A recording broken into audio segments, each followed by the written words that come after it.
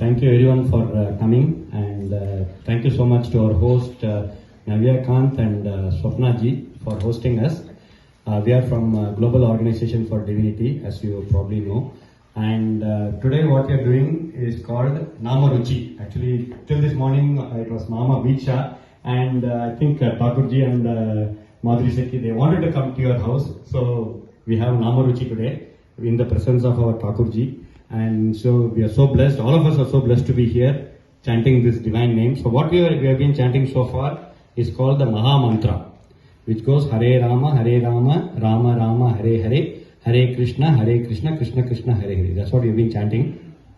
So the next 15 minutes or so, we also heard that our hosts are great Rama Bhaktas.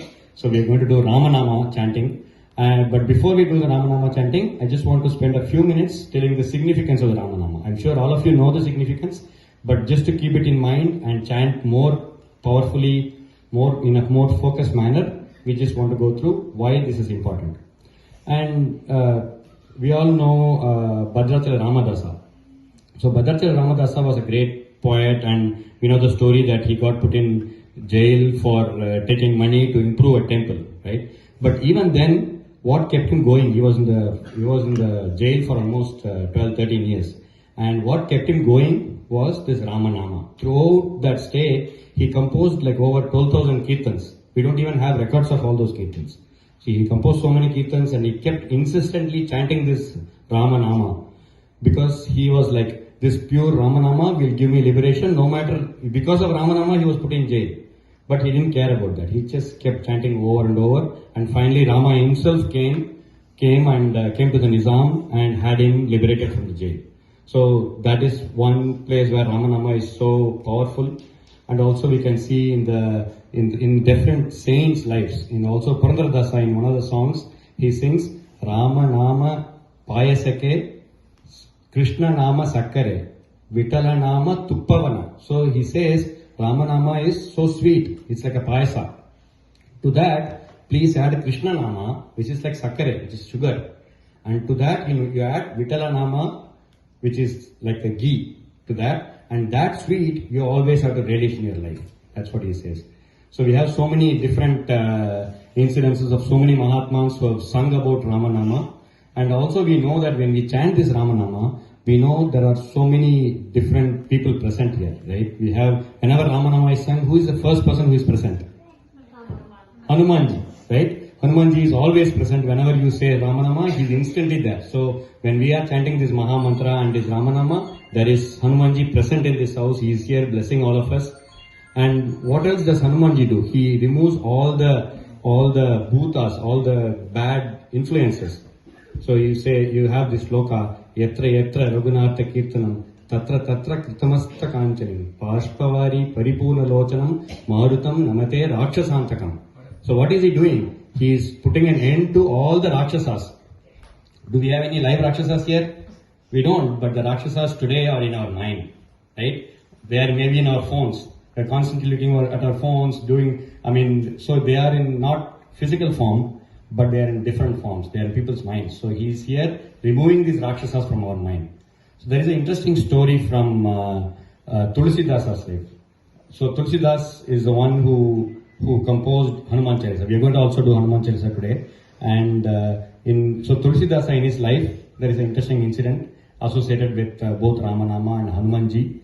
So Tulsidasa, as you know, he was a great Rama Bhakta, and he started doing daily pravachan. Morning he would do Ramayanam Parayanam. He would read the entire Ramayana, and then in the evening he would do pravachan of Rama Katha to everybody.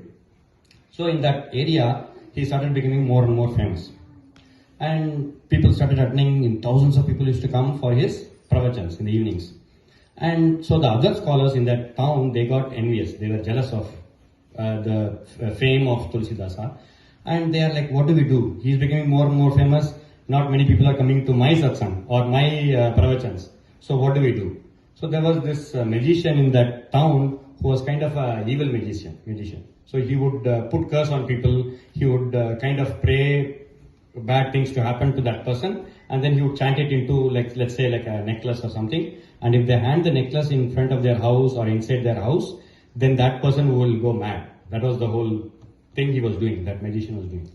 So all these other people who are jealous of Tulsidasa, they went to him and asked him, so do something about this guy. We have to somehow make him not be good at this pravachan and not do this Ramayana and all that. So do something.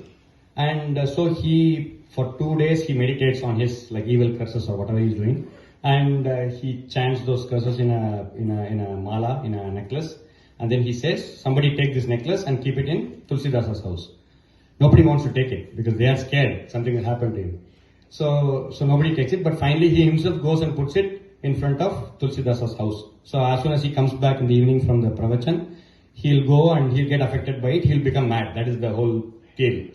And so Hanumanji is there, obviously, right? Because Tulsidasa is constantly chanting Ramanama. So Hanumanji, what he does is he takes the mala and he goes and keeps it in magician's house itself. So next day, everybody is waiting eagerly that Tulsidasa will go mad and he will not be able to perform his whatever he does every day. And next day again, he's doing his Ramayana Parayanam, he's doing his pravachans, he's doing as usual. They are so surprised, they go back to the magician's house and ask, so what happened? So magician is now mad, he's gone. But Tulsidasa is safe. So from this we know that Ramanama, no matter what, will keep you safe. And so with this in mind, let's spend the next 15 minutes or so focusing on this. I see a lot of kids here. Kids, please chant Ramanama, repeat after us. So we'll be doing 8 times Ramanama and then all of you repeat 8 times. Okay? Jai Shri Ram.